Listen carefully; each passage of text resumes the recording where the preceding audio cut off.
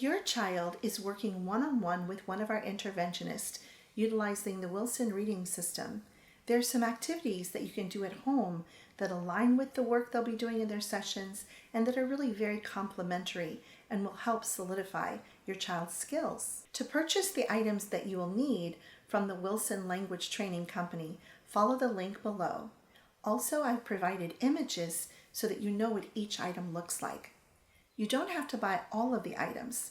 Simply buy the ones that you would like to utilize at home, or you may buy all of them, of course. The first item that you may want to consider purchasing from Wilson Language Training is the magnetic journal with tiles. The magnetic journal provides a surface for storing the magnetic tiles and also building words. During your child's Apples of Gold sessions, whether they're virtual or in person, he or she will be using their magnetic board and tiles for several different activities. At home, you may use this board one of a couple ways. You may build words and have your student sound tap the words, or you may dictate a word, have your child sound tap it, and then build it. So for example, if your child is in 1.3 and you build the word on the board, J-O-G, your child will look at the word with the tiles and tap, J-A-G, jog. So you may build the word, have your child tap the word, and then read the word. The other activity you may do is dictate the word. For dictation of words, simply say the word that you want your child to spell. For example, if the word is fog, you would say fog. Have your child repeat fog, then have him or her tap the word f-a-g, fog. Then have them select the tiles, and while they find the tiles, say the letter. So when he finds the F, he's going to say F and pull it over. F-O-G, fog. He can also cover the word and try to spell it from memory. You can also have your child spell away, which means he picks up the tiles after he's built it and says each letter while he puts them back. F-O-G. So once again, if you're dictating a word for spelling, you'll choose a word from the correct sub-step. So for instance, if the word is lad, you'll say lad. Your child will repeat lad. Then your child will tap l-a-d. Then find the tiles and build while spelling out loud. L-A-D. Then they can read it, lad, cover it, and try to spell it from memory. L-A-D. Then take the tiles and spell away, which means they say the letter and put it away in sync. L-A-D. So you may use the magnetic tile board to work on decoding activities where you build the word, the child sound taps and reads, or spelling activities wherein you dictate the word, the child repeats the word, sound taps the word, then builds the word, then spells away. This is a very interactive, hands-on, fun way to further reinforce the decoding and encoding or spelling skills. It's very important, however, to only select words from your child's current or previous sub-step. You may select words from 1.3 if they're in 1.3, or if your child's already in 2.4, you certainly can review words from the past as well. Well, how will you know which words to select? Let me explain that next. The second item that you may want to purchase from the Wilson Language Training Company are the readers. It's a good idea to purchase at least the first 3 readers so that you have what you need when your child moves from one level to the next. With the reader, it's full of word lists, sentences, and passages that are all coded at the bottom by sub-step. So for instance, there are pages and pages that will say 1.3 at the bottom, 1.3 word lists, 1.3 sentences, and 1.3 stories or passages. If your child is working with their interventionist at Apples and they're in 1.3, you can select a word list from 1.3 and practice it with your child. Or you may want to select sentences from 1.3 and practice it with your child.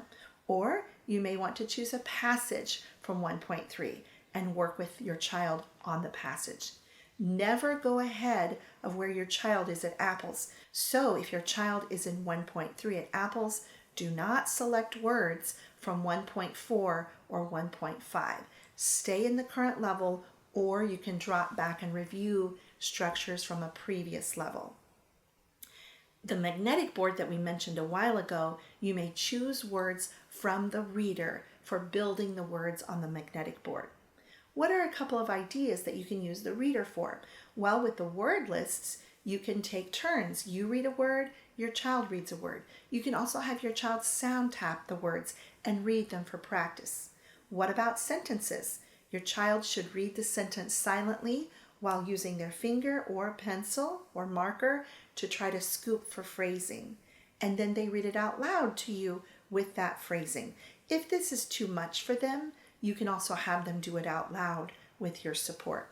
Another fun thing to do is if you own the reader, you may copy a page and then cut the sentences into strips, fold them up, put them in a jar, and then you take one and your child takes one. You take turns pulling a sentence out and practice reading that sentence together. If your child gets stuck on a word that's phonetically decodable, have him or her sound tap the word. Let's say they get stuck on the word bid. Have them look at the word and tap b-i-d.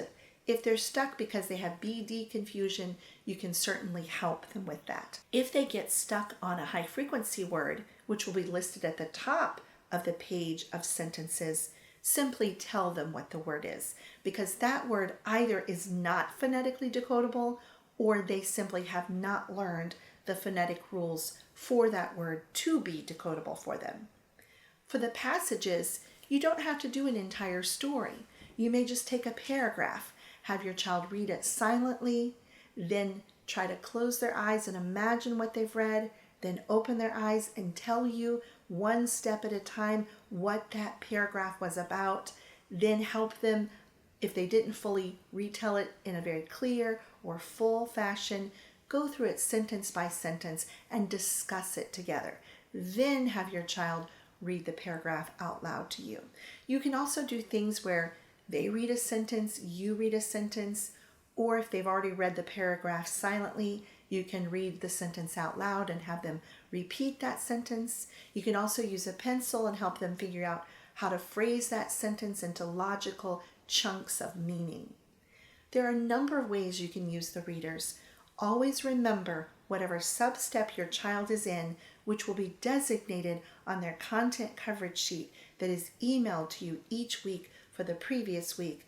Always remember to follow those guidelines as far as where your child is in Wilson. So at the top, if it says their current sub-step is 1.5, then you may choose word lists and sentences and passages from 1.5.